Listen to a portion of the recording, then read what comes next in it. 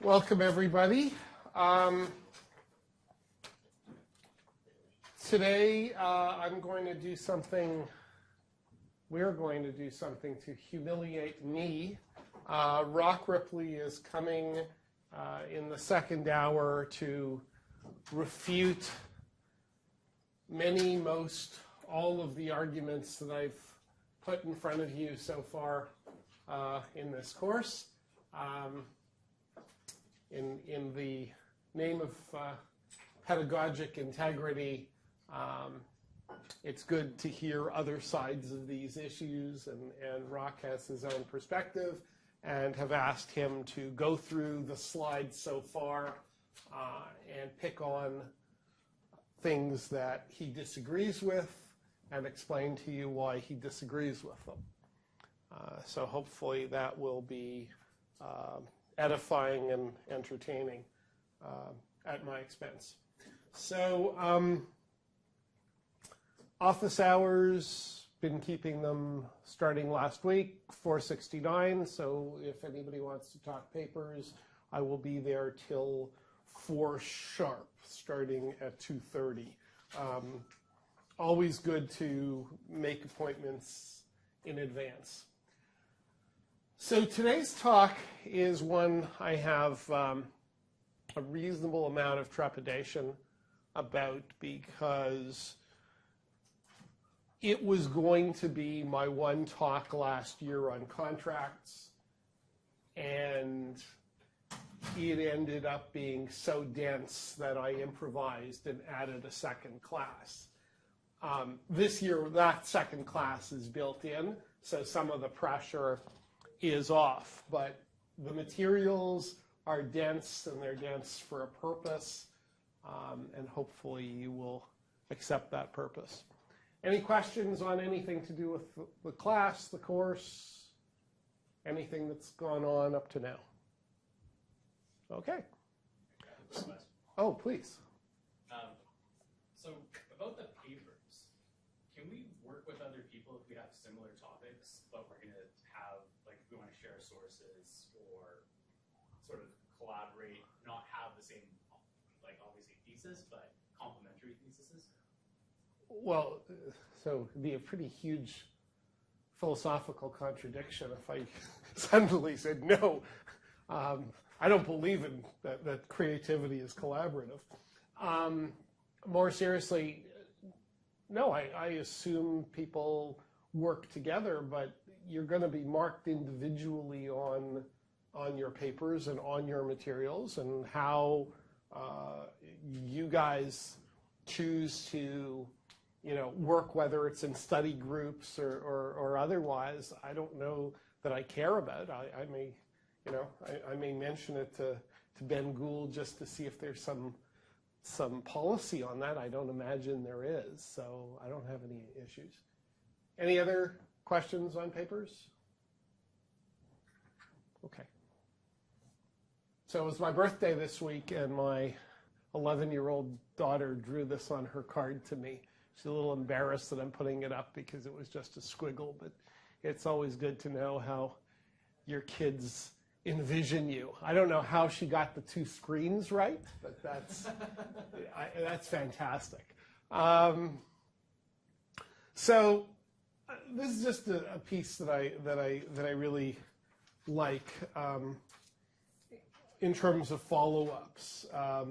This is a sort of mind map on abstract painting and the connections between various abstract painters. I actually would commend you going to the site and clicking through, because it's quite amazing. You can go to any painter and you can see which other painters influenced them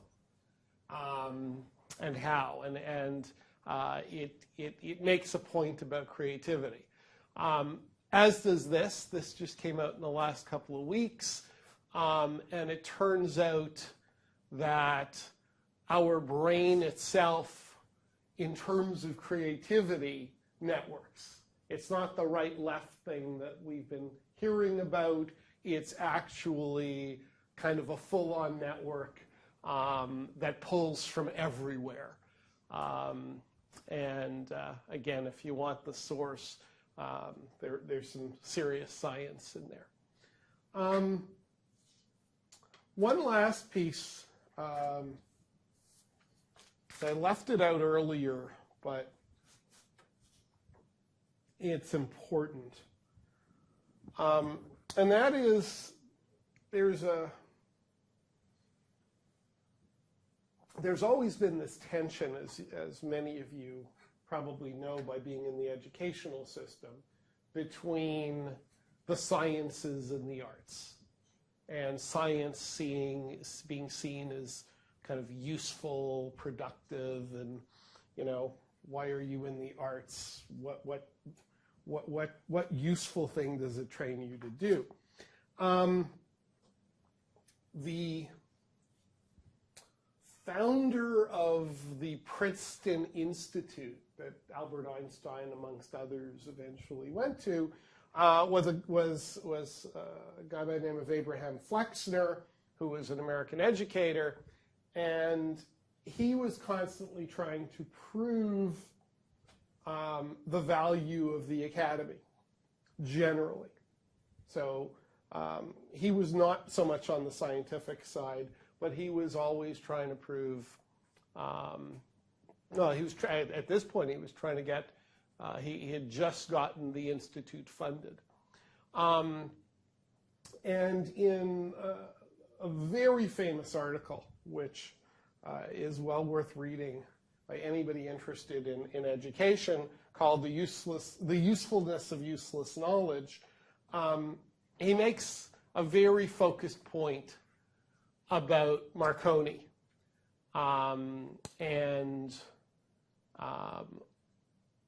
pointed out that everything that Marconi did was built on research that others did and didn't patent and didn't protect because they did it in an educational context.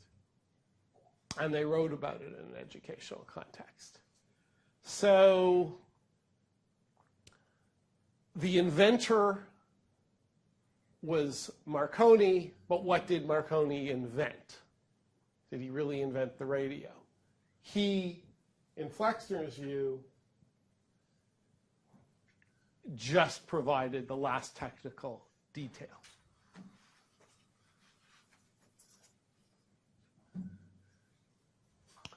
One last follow-up. We were talking about, and we had some back and forth on personality rights, and I'm also going to throw in privacy rights and moral rights. And I don't want to pretend I did a whole lot of research, but essentially they are their own thing. They don't totally fit into convenient categories. And I don't know that it matters a lot to this course, but I think as you look at rights, there is a tendency in the law to make them unique. So it's sort of like, what's Lego? Is Lego a building tool? Yes, but at the end of the day, Lego is Lego. So today, we're talking contracts as connecting. And this is a very practical talk because I'm literally going to take you through 10 cases, 10 clauses, and 10 contexts, and probably have you feeling somewhat alienated from the notion of drafting anything in your life by the time we're ended. So this is a previous slide, just posing the question as to whether contracts have made intellectual property irrelevant. I'm going to ask you to watch as we go through. So I showed you this slide last week. here are all the magic words we've been talking about in the first number of weeks of the course. And basically, I want you to watch how all these neat little concepts get blown up and disappear once they are being dealt with by the drafter's pen. And that's really what we're going to be talking about. Really specific, actual drafting examples from cases. So as we go through this, what you're really looking for are collisions, points of impact, where things that ordinarily would be one way get changed through contract to be something else. And so, wonderful, short, recent article that really states the issue. Should we allow the over-leveraging of IP rights by contract? How do we treat a contractual obligation that exceeds the scope of the IP right being licensed? Okay. So through the magic of contract, all sorts of funny things happen. But the most obvious one, the real one that I want you to come out of here thinking about, is that people are rewriting copyright law and other IP law in contracts. They're overwriting it, to use a computer term. And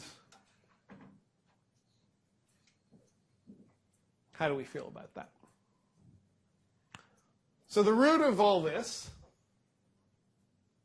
and worth remembering what the root is all the end user license agreements and other agreements that we click through and don't read. And the argument today is that that click-through has,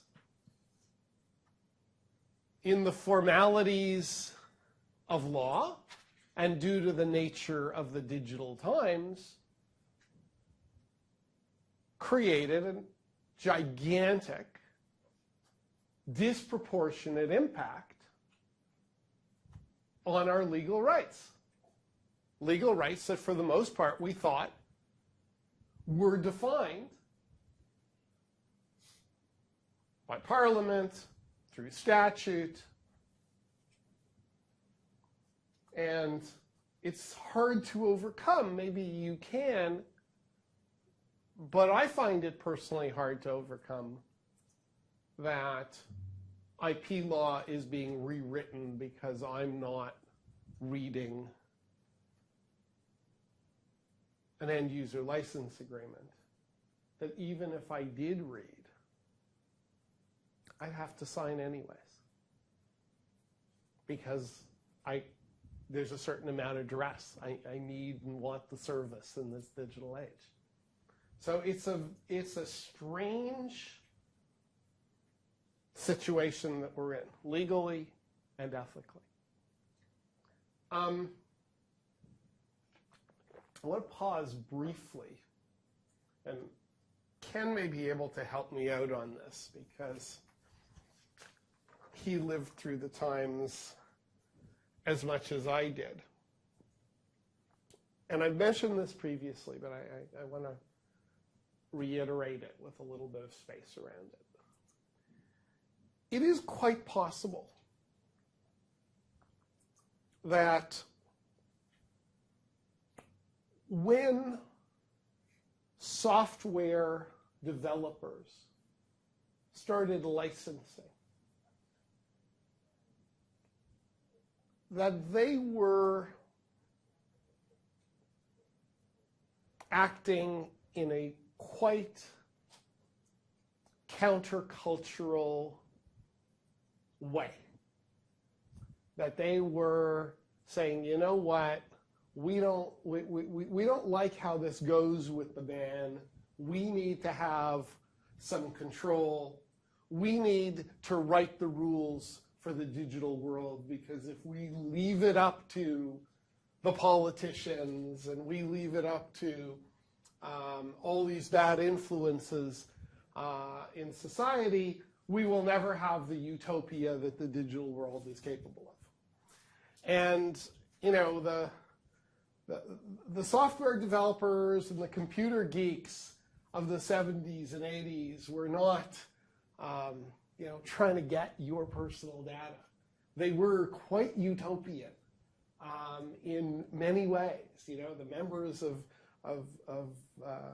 I went to high school in the 70s. You know, the members of the computer club were, you know, wonderful kids, and you know, really believed that the digital world could be quite amazing. So I think we have to remember that somewhere in here, probably somewhere in 2005, 2000, and I can actually pinpoint, I do try and pinpoint it for you today, more or less, when the switchover happened. Whether it's the lawyers who got hold of it or the business people got hold of it, but something changed. And the notion of using contract to create a set of rules that were different from society's set of rules and potentially better and more manageable, you know, hey, we're gonna have a mud, and here are the rules for our mud. They are different from the rules of society because we want them to be. Somehow that turned into the power of contract that we're now faced with. So I don't know that I've ever seen this written anywhere, but it does seem, and really having followed this for a long, long time, it really feels to me like all of this started out with the best of intentions and has turned into something else. So we have arrived at the belly of the beast.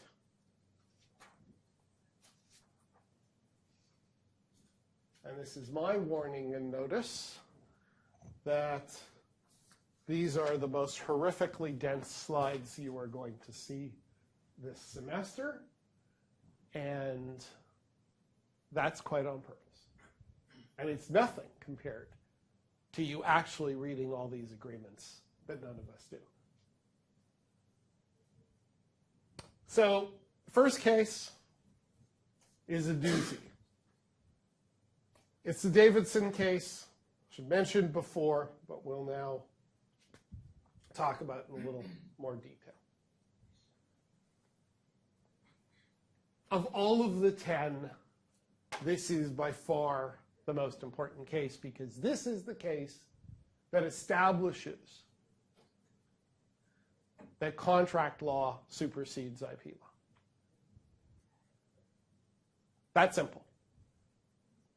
Left to IP law, Davidson is decided differently. No ands, ifs, or buts. There is one caveat, which I talk about later in the semester, but we'll preview for you today on Davidson. There's one secret trapdoor.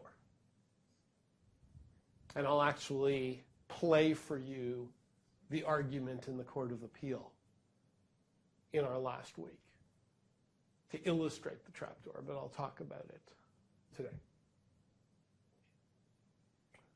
So the situation is Blizzard wants to introduce multiplayer for its games. StarCraft, Warcraft builds a backbone to do that.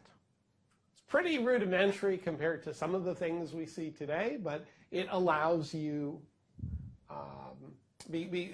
to play these games with others in more or less real time. You got to remember these are turn-based games, so it's a little bit easier than kind of full-on first-person shooter.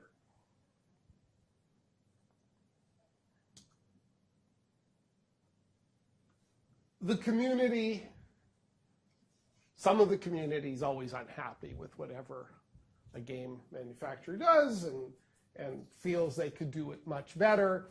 And BattleNet had ads and was glitchy on its introduction.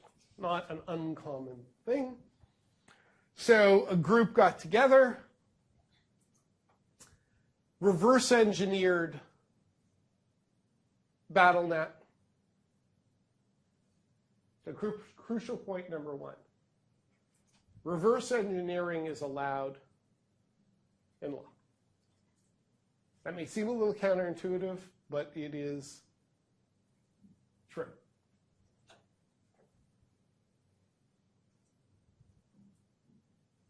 Reverse engineered it, built a better BattleNet called BNETD without ads.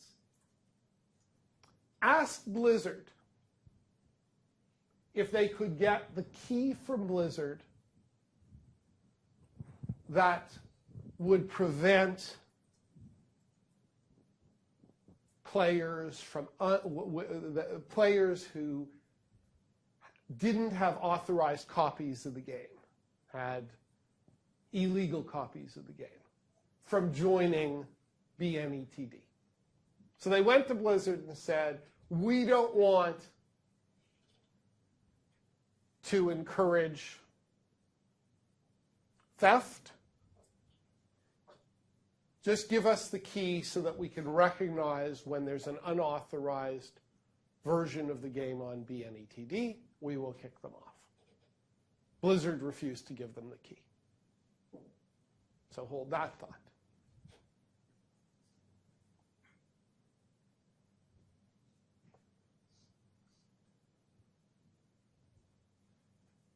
Blizzard had an end user license agreement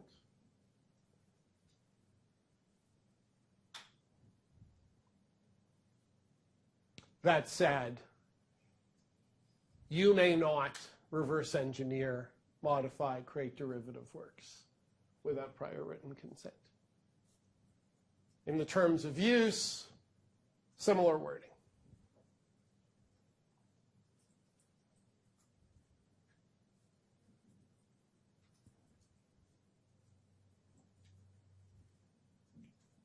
The court said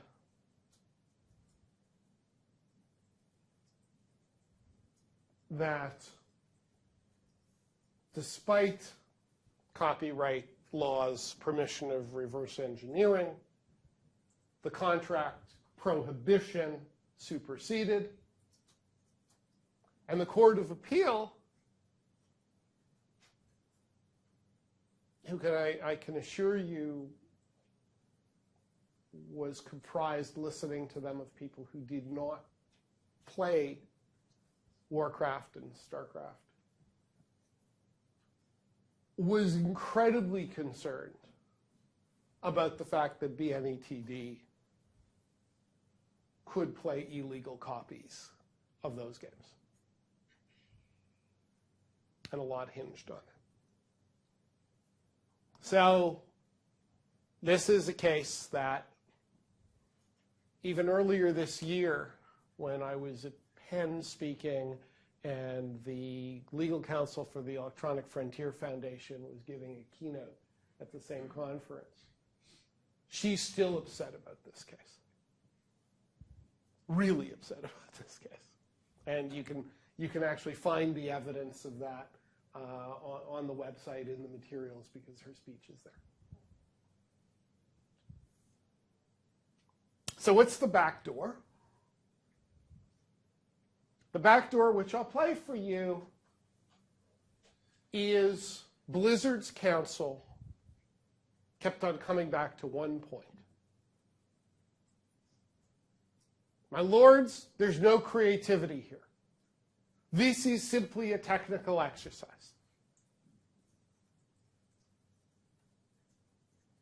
Counsel was really afraid that the court might say, oh, creativity, modification, fair use, let's go there. And really constructed the whole argument around the fact that creating BNETD was purely a technical exercise. Now, those of you who are gamers or fool around with code, I think recognize there's no distinction there. Technical exercises are creative. But the court kind of got lost in that one. And it's fascinating, and you know, even though I've told you what the back door is, when you hear the voice of counsel saying, no, this doesn't go anywhere near actual creativity, you will hear that counsel knew that there were real fair use dangers. So you think if they had actually gone further beyond just fixing bugs, removing ads, but added new features, like I don't know what VNet had at the time, but some sort of in-game chat or real voice chat, something like that, is there transformative? Well, no, I don't think. I think it might have gotten the fair use. It would have forced the court to deal with something it didn't have to deal with. The course, I'm not saying that court would have found differently, but it would have had to deal with a series of arguments that it kind of sloughed off on, well, you know what, there are illegal copies of games being played here. So in the case they didn't even address an argument of fair use? Well, they pitted, what they were trying to argue was you can't let copyright law be superseded. That's what the defendants were arguing. Didn't even try to bring up fair use. No, they didn't really go, when you hear the arguments, they didn't stress the creativity. And you'll hear that Blizzard's counsel was really afraid of it. So yeah, I mean, with the benefit of hindsight, maybe it would have been worth stressing the creative part. Yeah. Follow-up question. I don't know much about the party, the defendant's party, or who funded their defense or anything like that, but Blizzard would have had a lot of money to prosecute this case. Do you think that played out at all, or was the defendant, were there sufficient interveners? Well, no, I mean, Blizzard had great counsel. The case was funded by the EFF, by the Electronic Frontier Foundation, who are not slouches in this game. And there was an amici curiae brief from a lot of pretty well-known teachers of IP law in the United States supporting BNETD. So, no, I think it was a timing issue. I really do. I think it was just early enough. You know, 2005 in the Court of Appeal, 2004, where these issues around illegal copying seemed larger than life. And if you created a technology that circumvented and allowed for the playing of illegal materials, that couldn't be good. The court never, that I saw, really disposed of the argument that BNETD asked for the key. But anyways, it's always easy, and I guess that's what we're supposed to do in law school. You know, it's always easy to rip apart an old case and say it should have been decided differently.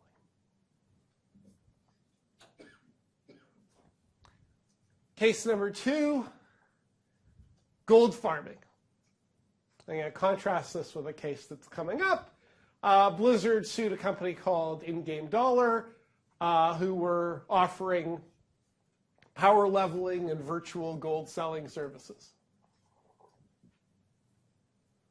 Blizzard's argument here is different from BNETD. Because BNETD, you couldn't argue that it wasn't for the benefit of gamers.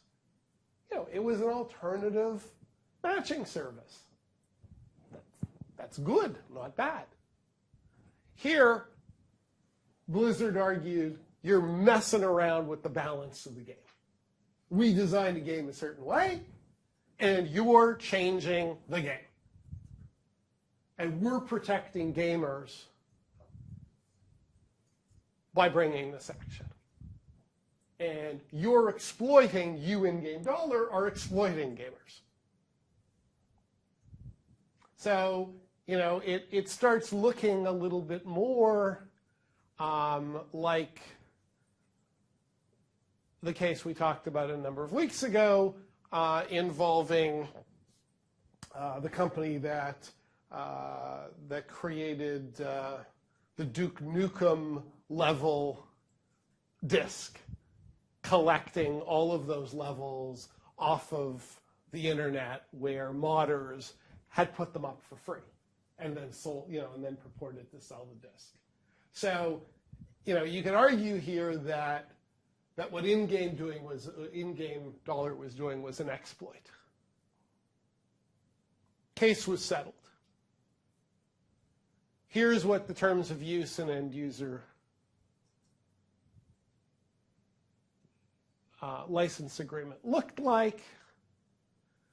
Nothing hugely different from the previous case, as you would expect.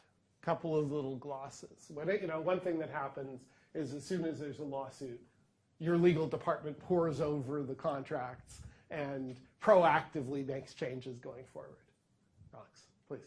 I was going to say, maybe that's on your next slide, but I was actually reading Blizzard's InGame user license and terms of use for World of Warcraft and Battle.net on the weekend, my favorite. And all of them explicitly talk about, use the words power leveling, gold farming, in-game, or using the game for those services, using those services, giving someone else. Like there's a lot of language now about all of those explicit things.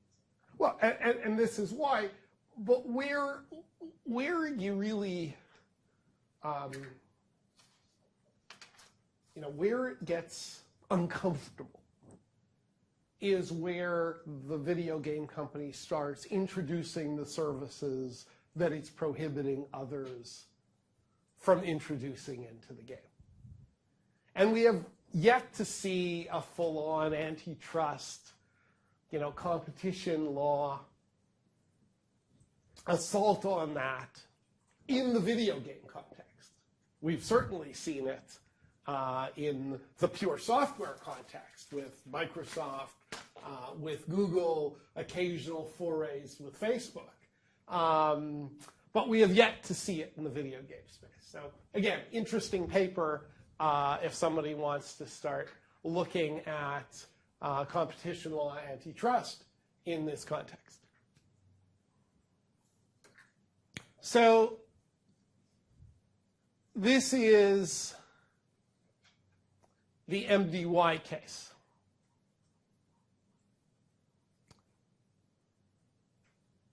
Oh, sorry, I didn't do a very good job centering the slide. I'll fix that before putting it up. This is a bot case. This is all about the glider bot. And what's key here, and it's been mentioned, it was mentioned by Roch in week 2, I believe, so I won't spend too much time on it, but at the end of the day, MDY was in violation.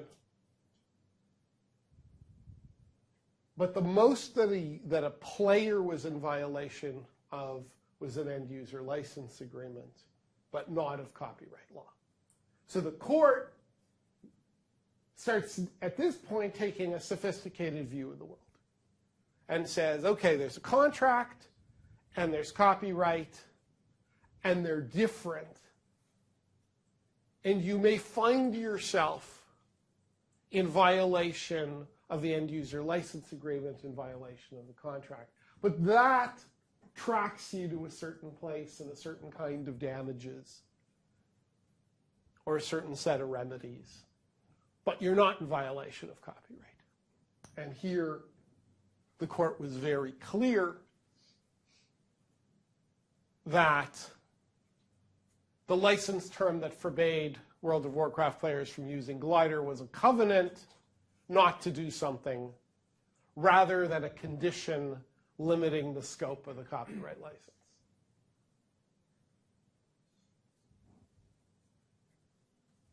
So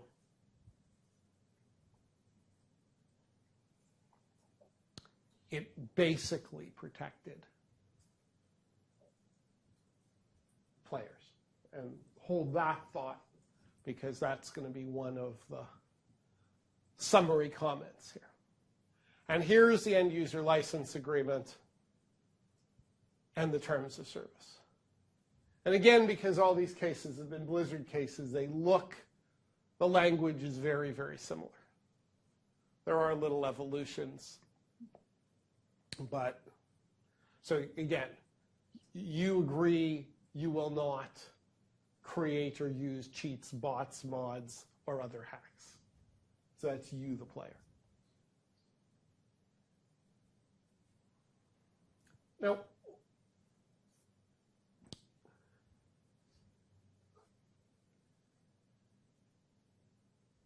this is an interesting one from the perspective of what really happens in these cases, because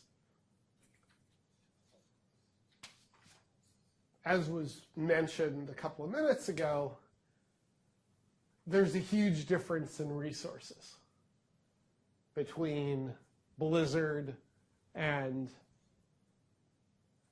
a gamer, your average gamer modder. And, here you go. Justin Marshall led StarCrack, a hacker group developing servers emulating BattleNet. So this is another BattleNet type case. Blizzard, I'm betting that Justin Marshall, whoever he is, was completely unaware of the BNE TV case. And Blizzard sued, and the suit was dropped a week later, with Blizzard saying the matter had been resolved in a way that allowed us to dismiss the lawsuit. In other words, Justin Marshall was no longer proceeding with his plans.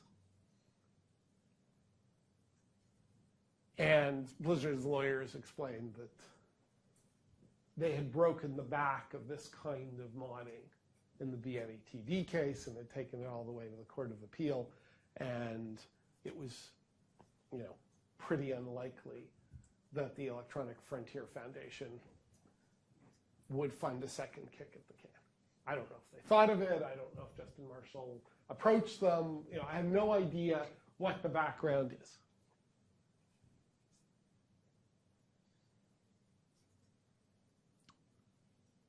This was the language.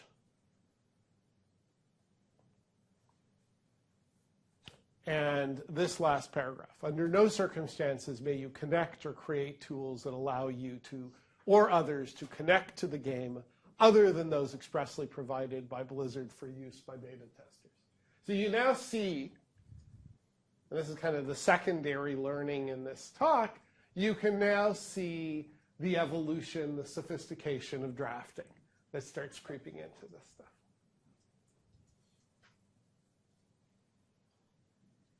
And then I just really like this because it presages a lot of things we're going to be talking about in the last half of the course. And it's quite relevant if you blow it up to its larger surveillance context. Consent to monitor. When running, the game may monitor your computer's RAM memory for unauthorized third-party programs running concurrently with the game. The game may communicate information back to Blizzard. So just so you see what the mechanic looks like. This isn't the NSA, this is Blizzard. But if you're looking for two things, where is a mechanic like this justified? How is it justified? And where did I give permission? Well, it was in some form of end-user license agreement. So this is not Werner and Autodesk is not a video game case. But it's important to include it because it's a resale case. And it pits the traditional right to resell goods, the right of first sale, against the end user license agreement. And as is now a predictable theme for the last 42 minutes of this talk, the end user license agreement won. So Werner purchased several copies of AutoCAD, release 14, and then he wanted to resell them. Well, he did resell them on eBay.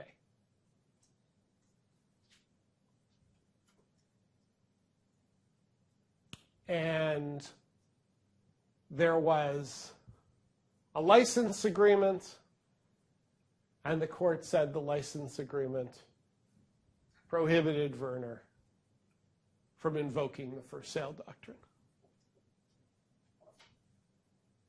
What did these documents say? You may not use the software for commercial or other revenue generating purposes. It's a nice general one.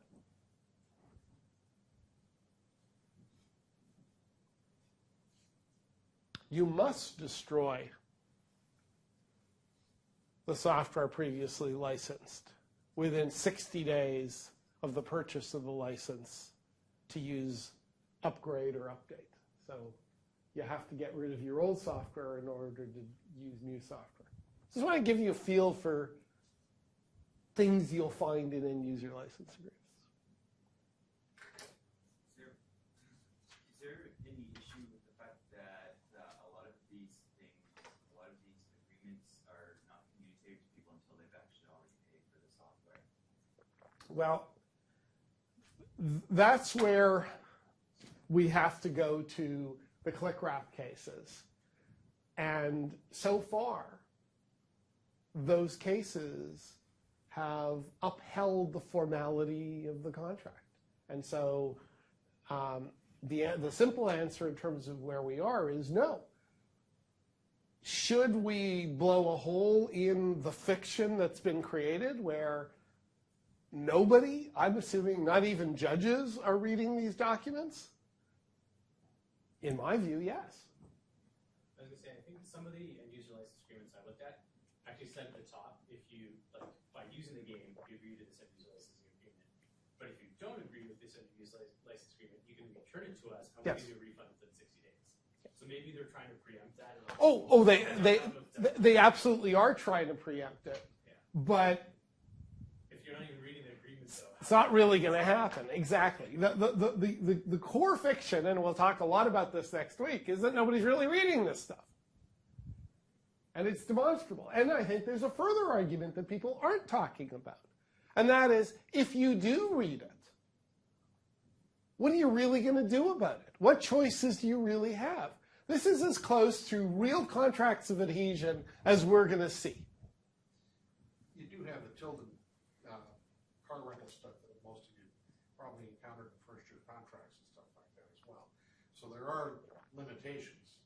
If you hide a very unusual sort of clause in the contract, Right.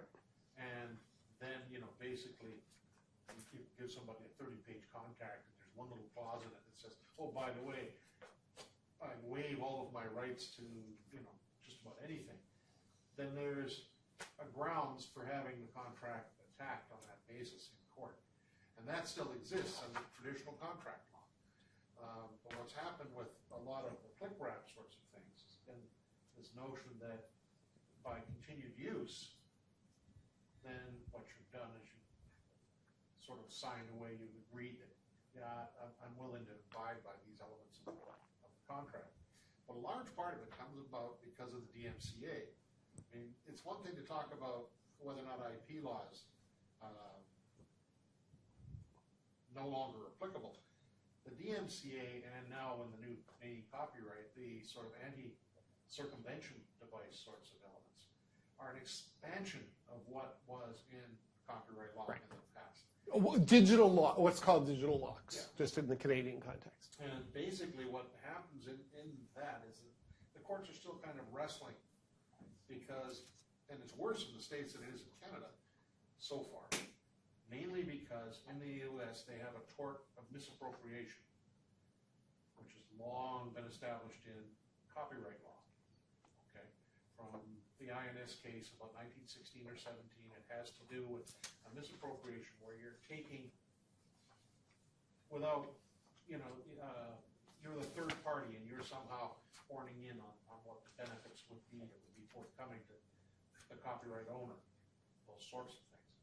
We don't have that tort. It's actually been expressly rejected in England and Canada and a variety of other sorts of places, although we lean more and more towards it all the time. And it's this notion of riding the coattails, a misappropriation, an unfair taking that informs much of what these cases from around 2004, 2005. And John's right, at that time, there was a whole lot of interest in how are we monetizing these things? How are we going to make it so you can actually make any money about all of this? Commerce. Yeah. This was going to serve the economy. From the commerce sorts of things, on the net, any of these sorts of things. How do we ensure that whoever's put in the initial sort of work to put the thing together gets a just reward? And at that time, there was a lot of wrestling around with, well, which one of the IP rights should we be pursuing? Should it be patent? Well, no, in patent, you do allow for experimentation. You do allow for reverse engineering. That's part and parcel of the whole disclosure deal. But with copyright, it's a little bit different story. And so there was this kind of move towards copyright as being the IP they were going to deal with. So what you've really set up, and no, you go ahead and I'll come back. I'm just curious about. I'm just curious about fair use, fair dealing, and it being trumped by a contract when a party may not actually agree to the contract, but they may circumvent the contract by breaking the digital lock. Well, you've just anticipated brilliantly what I was about to say. So here's where I think the real collision is going to happen. We haven't seen it yet, at least in Canada. But we are on a collision course between contract, end-user license agreements, and how they're going to be interpreted. These have all been American cases, I hasten to point out. And fair dealing, the Supreme Court of Canada pentology. You can sort of see this collision course shaping up. We haven't arrived at it yet. But the user's rights paradigm and the contractual, the seriousness of contract are heading to some sort of merge point where the question you raise really is the issue. Can't answer what will happen in Canada, but judging by how well, in my view, the Supreme Court of Canada dealt with the pentology, I'm suspecting they're going to find room. And I don't know whether we'll have a mod case. These are all American cases. But I think your question's a great one, and I think we're shaping up for that to get resolved in the next couple of years. My understanding of American copyright law is that it requires a transformatory nature of something in order to have copyright subsist in it, as opposed to Canadian copyright law where derivative works can also have copyright subsist in them. So would that be used to interpret some of these end-user license agreements or things like that where here copyright may actually subsist in the mod, as opposed to in the States where copyright wouldn't necessarily subsist in the mod? I don't know. I mean, to answer your question, I'm not sure. Right now, when I look at the American cases, and I invite you as you read them, I think you'll see just a pretty well DMCA accepted, as Ken points out, just a direct collision course. I've got law of contract and I've got law of copyright. What am I going to prefer? Can I contract out of copyright law? Yes. It would not surprise me if a Canadian court took a more sophisticated approach and got into why you can't contract out of copyright. And that's because of some sort of better vesting of the creative right. And that would include, at least in my gloss, the fair use right. The part that confuses me, though, is that fair dealing. Or fair dealing, sorry. Oh, sorry, fair dealing allows for reverse engineering, again, accepting the DMCA or digital lock provisions. Yeah. It allows for reverse engineering of lawfully obtained copies, right, or of copies that you own. But I wonder how the Clickwrap affects that, whether if you haven't agreed to the license, whether you have any rights in that other than possession. I mean, we keep on coming back to the same thing, which is the fiction of the Clickwrap.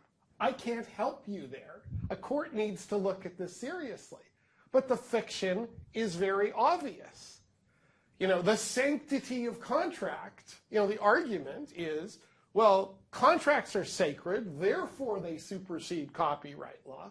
Well, how do you get a sacred contract when you haven't read it, you don't know what's in it, et cetera, et cetera, et cetera? So that's the paradox that exists and that the courts have far from fully dealt with. And it's inescapable because we all know it to be true. Yeah, there is a difference, too, because as you pointed out before, in the U.S., the constitutional right associated with copyright is, yes, of course, your freedom of expression. That's not necessarily the same sort of nexus that we have in Canada, but we do have limitations afforded by some of that, and that can be seen in our copyright law. We have mandatory licensing, which was something that isn't in the U.S. Copyright Act. They have an active defense of being able to use fair dealing or fair use. If they use fair use, then they can actually, that's they apply for certiorari and stuff like that. And when they're not, it is fair use to do something.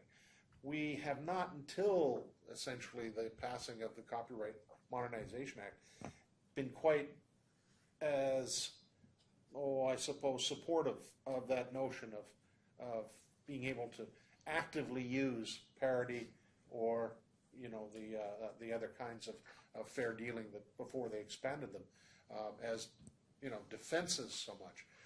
So then what we're talking about in many cases is whether or not the contract can be held up for whether or not it offends charter values, those sorts of guarantees that we might have, constitutional sorts of things. And there are other possibilities that are there, but it hasn't raised to that level yet. Even in the U.S., most of these things, although they go to appellate level, there's not much that's gone to the Supreme Court. No. And you'll find that depending on which circuit court you're dealing with, there is a stronger or less strong sort of lobby group. And so that explains some of the differences. And until there are enough differences between the various circuit groups, courts at the appellate level, then it won't rise to the level that the Supreme Court's going to finally come to it. I think it'll come to the Canadian Supreme Court perhaps a little sooner because they seem to have shown an interest in this area of late. But we've also had a lot more uncertainty in copyright and the other IP laws that we've been dealing with. The whole question of how do you monetize this sort of thing and whether or not you can do it using one or other of the IP distinctions is one of the problems which makes all of this so muddy, because people have tried to, we'll treat it like patent. No, there's difficulties with that. Well, then we'll treat it like IP, like copyright. Well, no, there's other difficulties with that. We don't have the formality. Or, well, maybe we can go to trademark. And there's this kind of really sloppy terminology that happens in a good many of the courts, where if they can't find the result they're looking for, then the advocates will push them in a particular direction. So you'll find copyright cases that are being used on freedom of expression, the Michelin sort of case where you're basically using what should be a trademark decision. They're using it in copyright, those sorts of elements. So it's still very much unsettled, and there's going to be more and more of a call for tighter language and tighter cases, I think. So I'm going to wrap up because I want us to get to Roch. And I've got a couple of more cases to whip through. But I just want to observe in support of your argument that now that we have a new Copyright Act, there is a good opportunity for a court to dive in and say, we need to look at all of this in the present context anew. We have a new act. It allows for new interpretation. So the IRacing case is directly a mod case. It is a lower court case. And it really goes to a very uncomfortable question where mods were, if not encouraged, certainly tolerated, but here a modder, it would appear, went over the line. IRacing was only seeking nominal damages. So they were just trying to shut down the mod. So this was a very complicated situation. I was in the community at the time, and you get very complicated characters, and you also have timing, when this was happening in 2007, 2008, where, a new product was being developed that had real commercial interest, and a good mod was going into reasonably direct competition with the product that was being developed. So it was one of those really uncomfortable ones. Another case, different case, addiction. So it was a Texas case called Smallwood. And here, the argument in the pleadings was that the plaintiff became psychologically dependent and addicted to playing Lineage 2. And the court held that in those circumstances, and this goes directly to Ken's point, in those circumstances, the end-user license agreement preempted a whole bunch of claims, but didn't preempt some others which could not be preempted by contract. So you couldn't waive a fraud claim.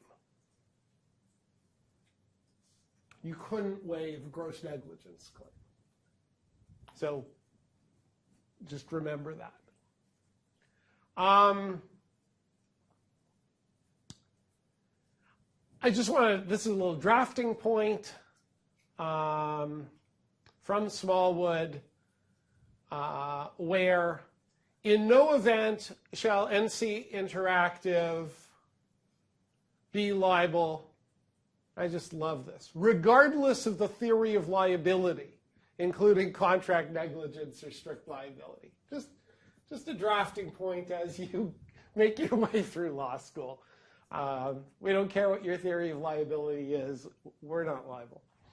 And at this point, so this is Hernandez, another gold farming case, except with a twist. Hernandez was a gamer suing the gold farmer, saying you're messing with my game.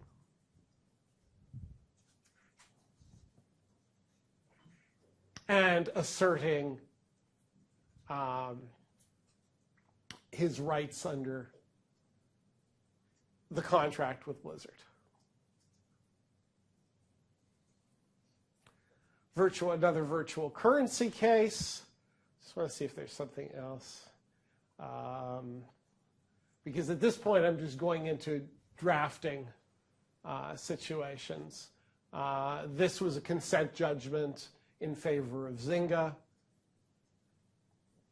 Just somebody did a Texas Hold'em poker ripoff. And this is a default judgment where somebody just basically took the game. I wanted to point this out. So again, as I said, I'm now going into drafting points just to feed thoughts into you as you go forward. So the terms of use expressly stated that users shall not reverse engineer, decompile, et cetera, except and only to the extent that such activity is expressly permitted by applicable law notwithstanding this limitation. So this is really fascinating language. Maybe you know, but I don't know if that means we're going to bow to the copyright law of the land if it allows for reverse engineering, or whether it says you just can't reverse engineer and we still reserve our right to assert the contract over the copyright law. So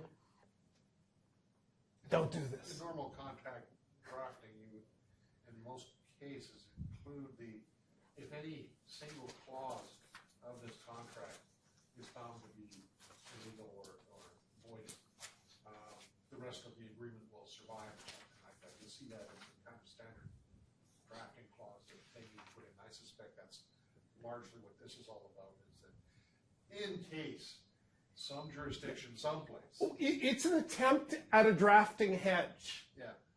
But it's not very clear. No. And so, yes, I've drafted language like this that says, look, if this doesn't work, then how about this? You know, we'll defer to the law of the land. I'm not sure what that does. The rest of the slides I'm going to do next week. Because that's really where we dig into what we did this week. As you will have noticed, I actually went online to a couple of academic sources and tried to figure out what my slides should actually look like, because they were getting pretty chaotic. So I hope you like this format. But among the various sources I read on best practices for PowerPoint slides, there was one that in all seriousness said you have to include a picture of a cat because that improves your presentation. There you go. All right, so Roch is now going to stand up here and insult me for the next 45 minutes, and we will switch over. You don't want. Okay, hi again. How are all of you? Yeah, that's good. Okay, so John has asked me to come back and to talk, I suppose, about IP in a way that I don't think he's been talking about.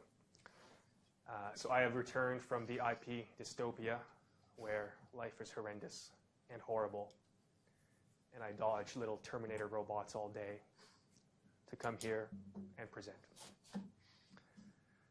So what am I going to present about? So a few things.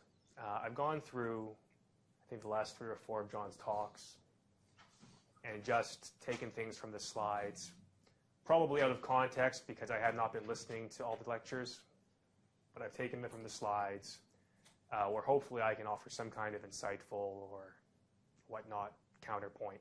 And you were here all last year. So, I mean, Roch co-taught this course last year, so he heard my stuff all of last semester, so he I blocked knows. that. I blocked all of that from my memory. So a few themes. One, I want to contrast collective versus individual rights because a lot of IP protects primarily the rights of the individual, the person who creates, and a lot of the arguments for weaker protection or for what I saw in the slides was what about the rights of everybody else to use and to exploit or to modify or to whatnot. So that's going to be one running theme. Another is to point out that we're not dealing with all or nothing propositions. So when we talk about the IP dystopia or other extreme positions, that's really a straw man. I don't think that is where any kind of real debate is. The difficulty practically is finding the middle ground that makes the most people happy, like they've hopefully done in the US Senate today. And we're going to review some specific examples with a view to hopefully coming and formulating some kind of broader picture. I mean, a lot of these issues I don't spend most of my day ruminating on. I think about them to the extent required to understand the law and to practice. I don't think about them for the sake of thinking about them. So, you know, I'm not here offering or saying that I have some kind of grand theory of balanced, perfect intellectual property. I'm here saying we've taken a look at some specific examples, and maybe in your papers you can think some more. Of course, all your papers are done now because they're all written many weeks in advance, so perhaps that's an entirely moot point. So going through John's slides, there was one comment, how the video game industry was launched 40 years ago thanks to infringement. The article was talking about Pong and about how, I think the initial idea for Pong was, do you remember the article in more detail? I think it was copied off. It was either Atari copying it off somebody or somebody copying it off Atari, and then the entire video game revolution began. You know, that's The notion that nothing's wholly original. Yeah, that's fine. That's a fair notion. So my comments there, I mean, that's not new. That happens all the time. The United States did it in the 19th century when they were industrializing. They ripped off the UK. The Japanese did it when they were industrializing. The Koreans did it just a few decades ago while they were maturing, and the Chinese are transitioning now. It's sort of the natural life cycle of innovation and development. So it's not surprising that the same happens with companies. I mean, you can sort of see the Samsung Apple litigation, I guess, depending on what your point of view is there, it's happening there too. So I think that's a valid point, but other things to think about is, you know, what was the incentive to create in the first place? To the extent we talk about, for example, sharing innovation in the developing or with the developing world, or a good example is pharmaceuticals, making pharmaceuticals relatively inexpensively available to places that can't afford them. And then people say, well, patent laws generally, I mean, they are responsible for prohibiting these drugs and keeping them away from those who need them. And to a certain degree, they do that. But they also have enabled the development of those drugs, and to the extent they can be offered inexpensively, it's in large part because consumers who can't afford them are subsidizing that development. And you see the same thing happening with industries, with countries. So does the fact that innovation can happen when one person rips off another, does that mean that all IP laws are overdone, are too extreme, shouldn't be enforced? I would say no. I would say in certain situations, you can see where it has worked out, notwithstanding infringement. That's fine. Does that mean you should craft different laws for different countries? Does it mean that the system as it is fine because all that innovation occurred anyway? It's not as though you have people in the United States actually going through with threats against the Chinese because they're pirating a lot of Microsoft software and establishing trade embargoes and things like that. I mean, there's a lot of jousting, but very little, I would say, practical action. So what degree of change is required, and how bad is the system as it is now? And was the system responsible for, you know, incentivizing that innovation in the first place? And also consider that the same development is possible within an IP framework. So if you're talking about copying something, if you copied and there was some kind of mandatory licensing scheme, would it be fair to say that an appropriate modification of the law would be you can copy it, but you have to pay a certain percent of the royalties you make off your modification? as opposed to having the threat of an injunction hang over your head permanently, which may scare you out of the marketplace. So again, where's that middle ground that's practically workable, as opposed to sort of a clickbait headline, infringement started the whole industry, implication, infringement is fine, IP sucks. This was a fun slide. Dystopia, an imaginary place where people lead dehumanized and often fearful lives. I would say he was trolling a bit here. I mean, the print that you probably can't read was an exchange between John and who's Patrick? He's a colleague at the Center for Digital Media. He's an artist, creator, clown. He's not a lawyer. Okay. So I'll play devil's advocate. I mean, the backstory is Patrick apparently had this piece of art that incorporated a lot of corporate logos, and you wanted to post it, and Patrick said, I want to take out, or you wanted him to take out the logos, and Patrick said, then it's not art anymore. Yeah. And then you said, boom. So, you know, before we even think about the money, you can think to a large degree about exceptions to a lot of the theories of infringement we have. You have, in the academic context, when no money is being made, a lot of copyright exceptions for fair use and fair dealing.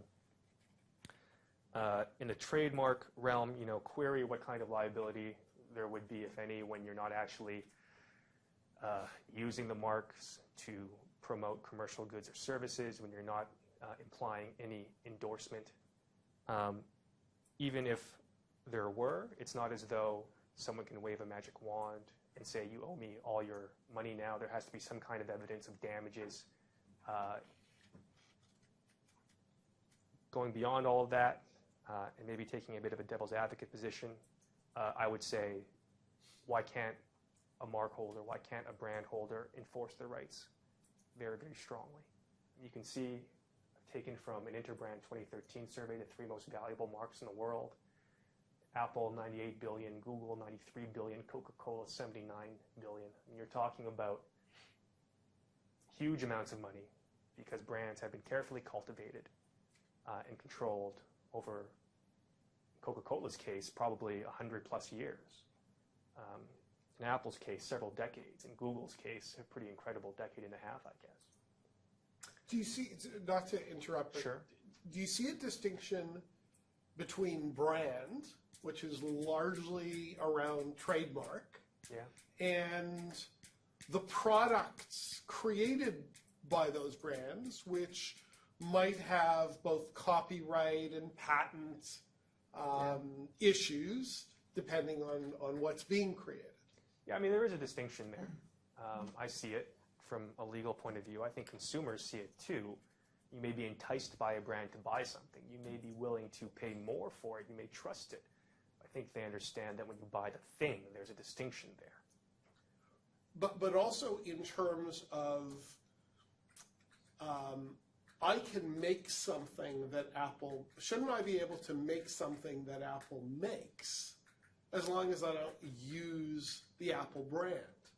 I totally get protecting the brand and not ripping off the brand, but sometimes it feels, advocating kind of my position, where Apple says we can patent the rounded corners on an iPhone. Yeah. That is taking what is essentially a trademark position and expanding it across other areas of law and expanding it to all its products.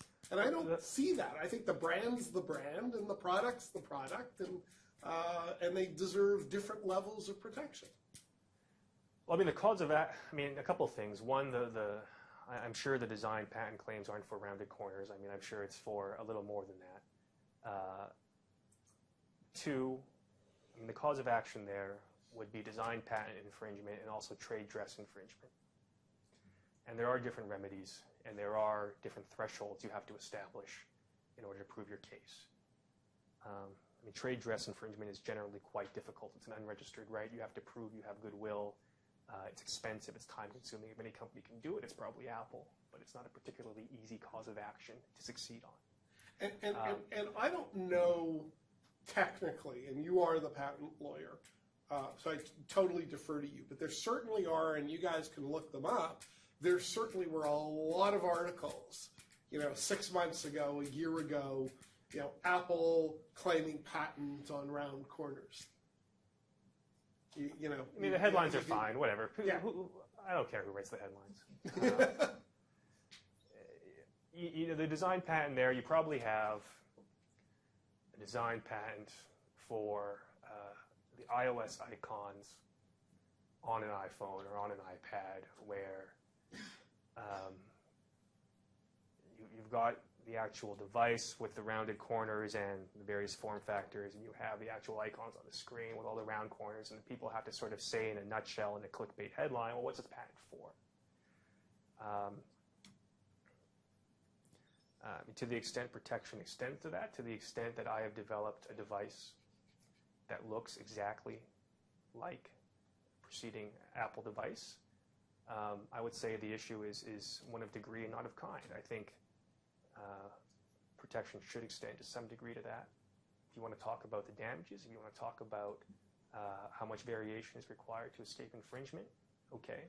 But in concept, I don't have a problem with protection extending to it. One question, and I'm just assuming what the class would be interested in, but I'm also really interested in this from your perspective. What's your takeaway out of Apple versus Samsung?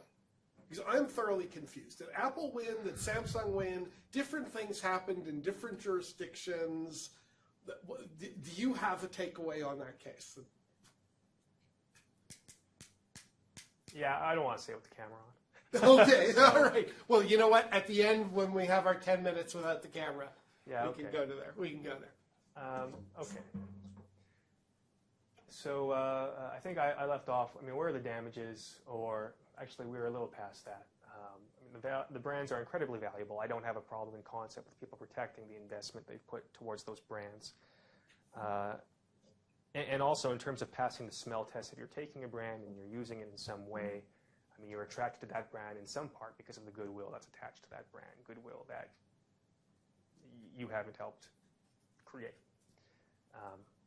So again, I think you can argue about degree, but in terms of conceptually, should there be protection there? I think the answer is clearly yes. The other practical issue that arises is even if there is no successful cause of action at the end of the day, someone can always get sued, and then you've got a big company suing a relatively small player, and you may in practice get an injunction just because the small player doesn't want to spend the money. And I see that as a real issue, but I don't think that's an IP-specific issue. That's an access to justice issue, and it's not something that is specific to any one area of the law. I mean, go down to family court and talk about what's happening there. It's a big problem.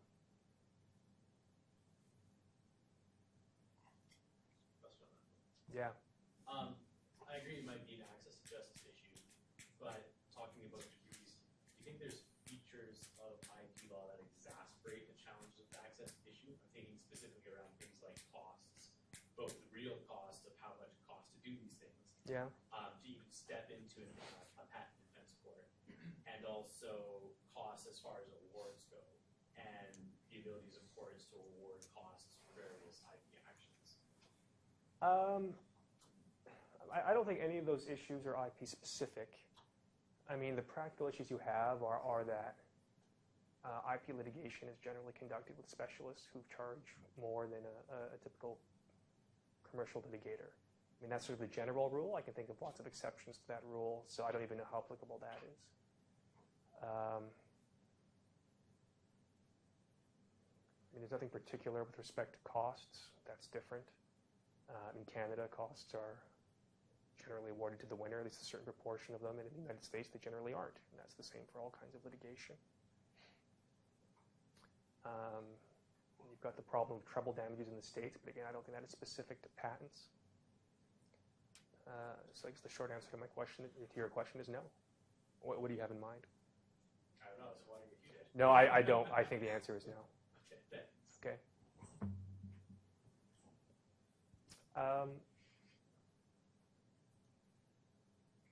So here's a slide from one of John's presentations contrasting privacy and IP literalists. privacy literalists tending to be more open source, and IP literalists tending to be more comfortable with commercial exploitation of personal data. And I just disagree. I mean, that's certainly not what I've encountered in my experience working with people who practice primarily or almost exclusively in privacy versus people who do intellectual property. I mean, both types of people understand the value of the information.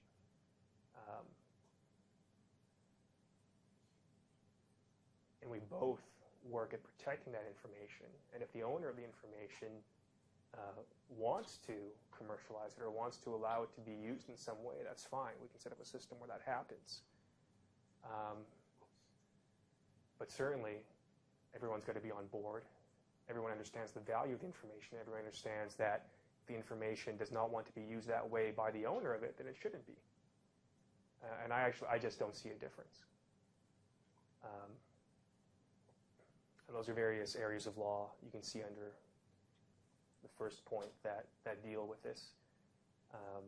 It's all fairly explicit in privacy policies in terms of use, and if you want to commercialize it, you can license it, but you don't have to. And I see the two areas of law as being synergistic, not antagonistic.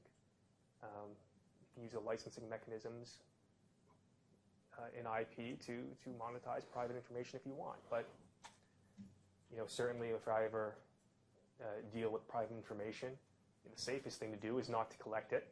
The second safest thing to do, you have to collect it, is not to use it for anything but your internal business purposes for reasons that you expressly disclose, and not to ship it out of the country, not to ship it to any contractors. And that's what I tell people. So much of our private information is collected because we've given permission for it to be collected. But That's we've fine. given permission for it to be collected through clicking on an end user license agreement that we haven't Sure. read. But how does that go to your point of privacy versus IP literalist? Oh, you know what? We're actually very similar. What I was looking for was a consistent grounding between the two, so Right. that we could evolve something, and we actually find it in the same place. Okay. Which is, hey, it's my ones and zeros, Yeah, and yeah. I can do what I want with it. And I guess the other gloss I'll say is that the NSA, I think, has turned us all into privacy literalists at this point. So, Yeah. there's another kind of quantum event that's happening that I think is going to change the landscape. I can't predict exactly how over the next 5 years. Yeah, that'll be interesting. Hi, NSA. I mean, to your point about terms of use, yeah, I mean, that's what's happening. Maybe it's not the best way to do it. It's the practical way that's evolved. If people wanted to suggest a different way, I wouldn't reflexively say, no, that's untenable. But at the same time, I think if you're on Facebook and you use it, there's sort of a reasonable expectation there and understanding that what you're posting up and that what you're sharing with the whole world, you have waived to a certain degree your privacy rights. And if there isn't, there should be. And I don't think it's entirely in Facebook's court or whoever's collecting information to always put a big red flag in front of you that says, you're hitting submit again. I told you to read the terms and condition 3 times already. Are you sure you read them? And in particular, this clause, which I had originally bolded, are you sure you read them again before you're hitting submit again?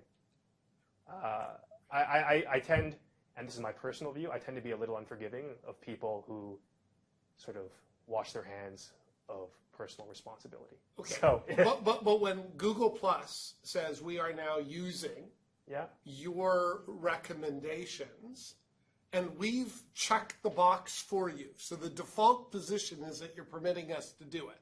You have to go in and change that if you want to. yeah. How do you feel about that? I think it's a relatively aggressive approach. I think I would be fine if there was some kind of rule that said, negative billing kind of option were not allowed. At the same time, I have a hard time concluding it is unfair in the strictest sense of the word. because every time I log into Gmail, that damn banner pops up and tells me what they're doing. So, and that's what I think of it. Okay. Whoops, that's the wrong way.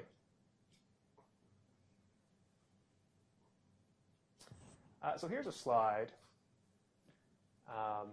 John linked to an article by Kevin Smith at Duke correlating strong economies and weak IP laws. If you actually read the article, it's not a black and white article, but I mean, let's stick with this very brief summary of it for now.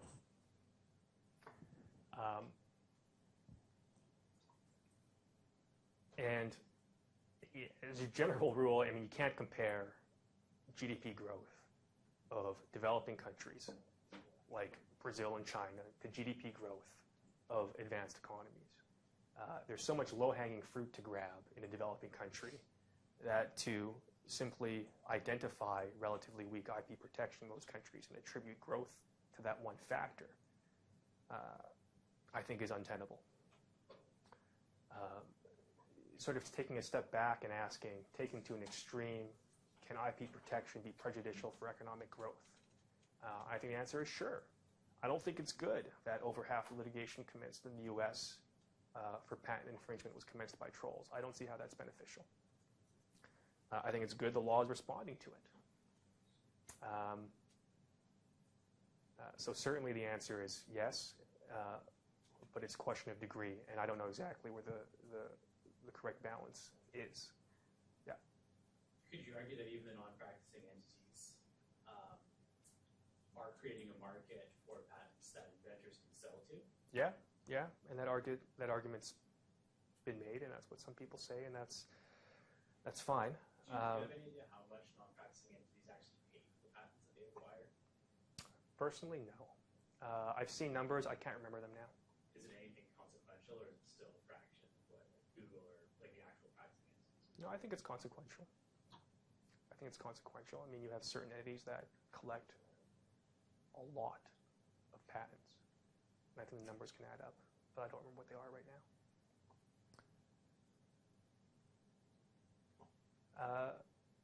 So does it mean that a world without IP is more productive than a world with IP? No, I don't think it does.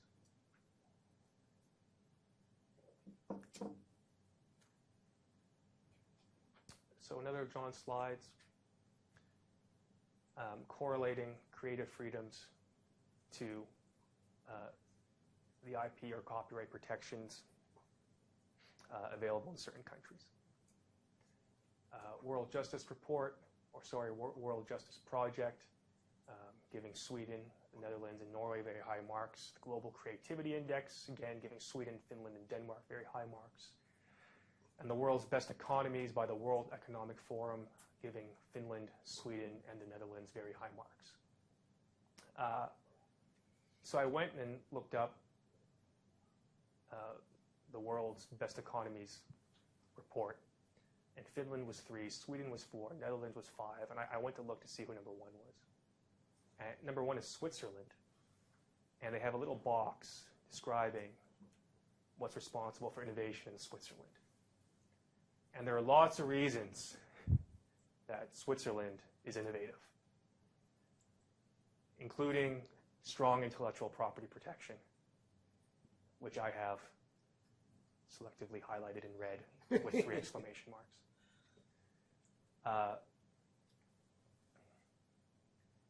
If you can't read it, I mean, some of the other reasons: labor market, educational system, universities, transparency in government, et cetera, et cetera, et cetera. You can Google it, and you can have a look at the slide.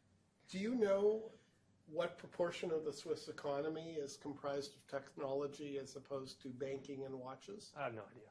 Okay. And chocolate? Chocolate. A trade secret. Delicious. Again, this sort of goes to what I just said about the BRIC economies. It's difficult in a very complex and advanced economy to identify one feature and then overly attribute success or failure to that one feature.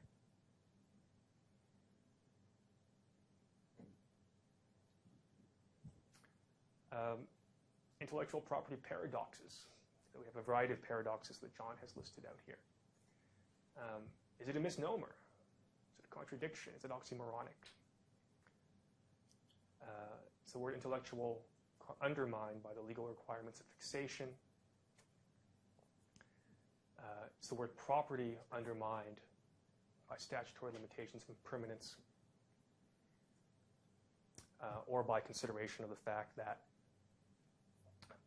IP relates to, quote, a larger purpose, to better society? And I would say it doesn't particularly matter what we call it. What matters is that there should be an incentive for people to create and disseminate those creations. So if we want to compare IP to real or personal property, I mean, what are some of the other issues that we can see that maybe, when we think about it, make real property seem less real? We have the concept of aboriginal title, which is relatively new, at least to us. Does that make real property rights less real? I went to a conference once, and there was a very good Aboriginal lawyer, and he told a joke. He said, just sitting down one day, and he heard a sound. He asked his colleague, do you know what that is? He's like, what? It's the sound of Aboriginal title crystallizing over the land when the court renders its decision. Let's make it less real. There's public real property on which everybody can pass. An expired copyright, an expired patent allows everyone to copy or use. Does that make real property less real? Real and personal property rights serve a larger purpose. They promote investment, security, economic growth. Does that make them less real? John also mentioned that the infinite sliceability and diceability of IP makes it much less property-like, because you can't slice and dice real property. As you much. Can. Except you did a good job on this, yes. This is from just the Wikipedia page on property. Freehold estates, fee simple, defeasible, finite, non-freehold, gross, net, percentage leases, blah, blah, blah. And then we can move on to the second page, to the second page of slicing and dicing, where I had to shrink the font to get it all on a second slide. Do you have usufruct in there? I don't know what I have. I didn't read it. It's my civil law background. There's tons of slicing and dicing that happens with real property. There's tons of slicing and dicing that can happen with any legal right.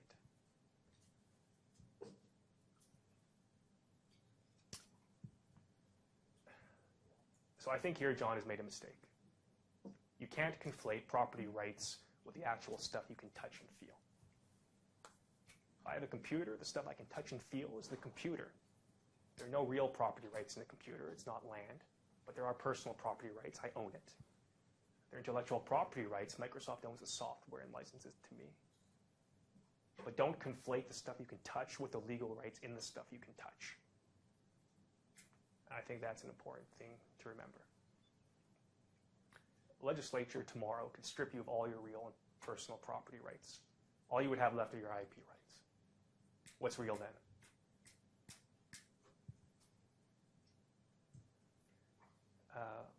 In a lot of places, there's relatively little disagreement. And there have been a lot of revisions to Canadian law recently. Fair dealing, users' rights, great. And like I said earlier, we can discuss massaging current laws, raising thresholds for IP protection. Would the world end if the standard for copyright went from skill and judgment to creativity? Probably not. U.S. patent law has changed a lot over the last decade when you're talking about getting injunctions, when you're talking about whether something is obvious. The copyright term has changed.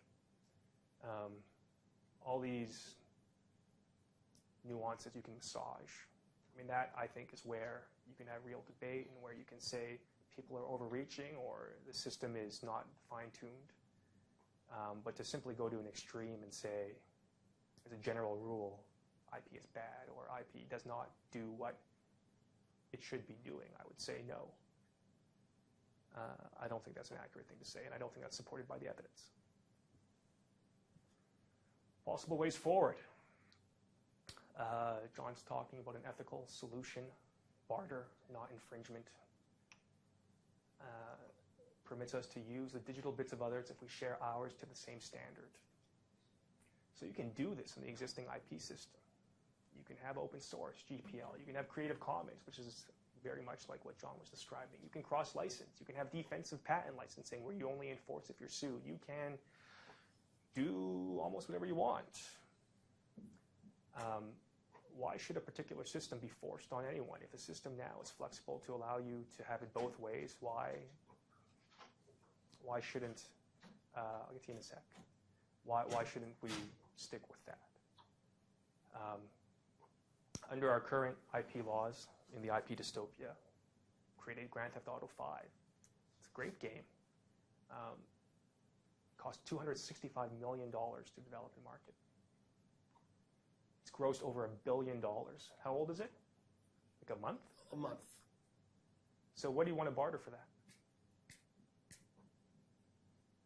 It's tough. It's tough to figure that out. If I invest $265 million in something, what if I don't want to barter it away? Or what if I only want to barter it away for $60 a pop? I haven't forgotten.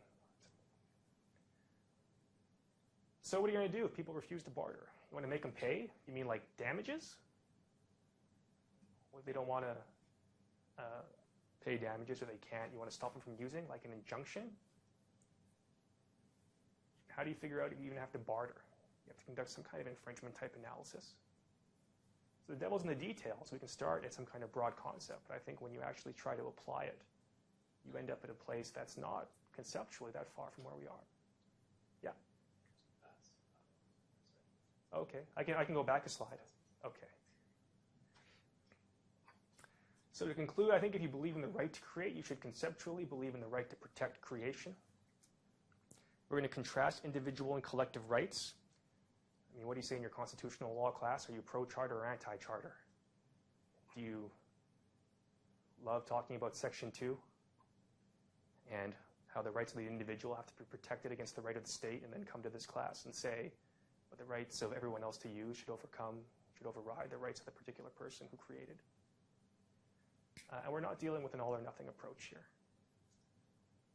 IP can be crafted. It is being crafted and changed to suit a changing society. You can say it's not being changed in the right way, it's not being changed quickly enough, and you find a lot of people who agree to you, and if I sat down and thought about it, I find a lot of places I agree with you too. And I think that's where the real debate is. Not so much, is it good, is it bad? It's, look, we need something, we've got something that actually, doesn't work all that badly. I mean, we've put a lot of focus on where it doesn't work badly like we should, because, you don't focus on things that are working fantastically. But overall, I mean, propose a system and then tell me how when you actually apply it, it's that different from what we have. There we go.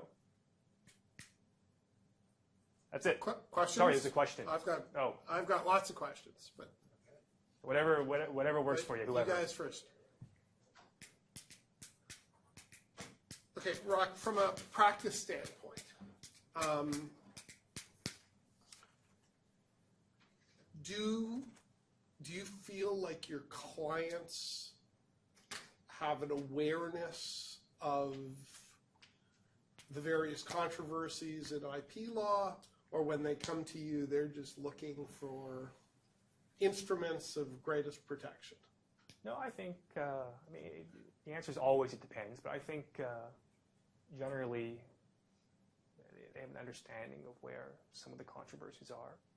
I mean, software patents is a good example that comes up all the time, and people know that that's being litigated. The whole round corners thing. I mean, when people are thinking, why can't I get a patent for that? Apple got a patent for round corners. This is better than round corners, but the headline's not the law. So, are they changing their practices? Are your clients changing their approach to things, and if so, how? How is the environment, the IP environment, affecting your clients? Can you notice anything at all? I think generally people are more aware of the dangers posed by infringement, so more resources are being allocated to mitigate that risk. So if you're going to release a product, you may do a search to see if you're going to be stepping on any toes. You may be aware that IP is an asset that you can monetize, and you may invest more in protecting it. So I think there's general awareness that it can affect your business, and people are just taking steps in response to that. I mean, yeah. Do you think we have a problem with non-practicing entities in the patent space? Yeah, I think so. How would you suggest addressing that? Specifically in the high-tech market. I don't really know. I haven't given it a ton of thought. Like I said, I mean, if I have to deal with a file, then I'll think about it. And when I get an NPE file, I don't start to think about how the system could be better. I think about dealing with. I think about dealing with that matter. I mean, some of the stuff I've read, which on its surface seemed fine when I read it. I mean, you can talk about cost shifting. You can talk about making it administratively more difficult for a troll to start suit, which they've actually already done in the U.S. You can further massage the law when it comes to injunctions, because that is the hammer that motivates a lot of settlements.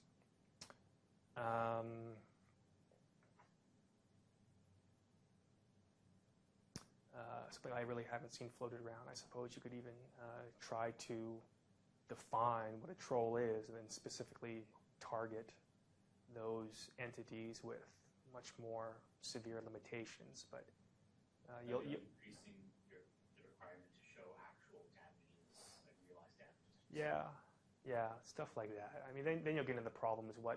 Not everything is clear cut, right? You'll have some companies that were doing a lot of R&D 2 years ago and have fallen in hard times and now are trying to enforce. Well, do they fall within the rubric of that legislation or do they not? Or just pure inventors like a university. Yeah. So how do you think about and balance all these issues? I don't have a good answer to any of that. Yeah. We had a couple guest speakers in a row discuss Mojang's approach to copyright infringement with their within the confines of their product in Minecraft, and they mitigated the risk of copyright infringement or different IP infringement by kind of using creative hosting system where they weren't centrally hosting the content, so they, I guess, eluded any sort of risk there. Right. I wonder if, I guess, two questions. If companies are starting to approach that stuff kind of defensively and they're structuring their services just in case this type of thing becomes more of a risk with sandbox games and a lot more user-generated content being the basis of games, and whether you see a risk increasing in these games because of user-generated content becoming a very central feature in games these days. I mean, what particular thing about user-generated content is leading to the increased infringement risk? I guess the fact that games can be within a game that's hosted by a company, they copyright protected or trademark protected content can be reproduced and recreated. Like the City of Heroes case, where the character creator was used, all those types of issues. And I guess what in the article that Greg Listowka wrote and what Ian Bersher was saying last week was that the way that Minecraft structured their servers, whether it was intentional or not, avoided any of those issues. Yeah, they've basically created a peer-to-peer backbone to distribute the game or to play the game on, right. In terms of originating content, and that insulates them arguably, right. Because anything that does infringe. So if you use Minecraft to create a Coca-Cola logo, for use your example, that never lives at any time on a Mojang Minecraft server. Right. Yeah, I mean, that's, I don't remember what her question is. I think I can see how that works. It's a smart strategy. Yeah, there's risk with UGC. You can't really control what your users do. I think if you don't have a peer-to-peer system, if there is some kind of central nexus, you want to have a system where if a rights holder notices there's infringement, they can notify you and you can take immediate steps to redress that. I mean, that's practically probably going to solve a lot of your problems. You should have that to comply with the DMCA anyway. So I think the question may be, is there a risk of vicarious liability to Mojang by doing that? Are they really protecting themselves or not, from your perspective? I don't know. There's always a theory of liability.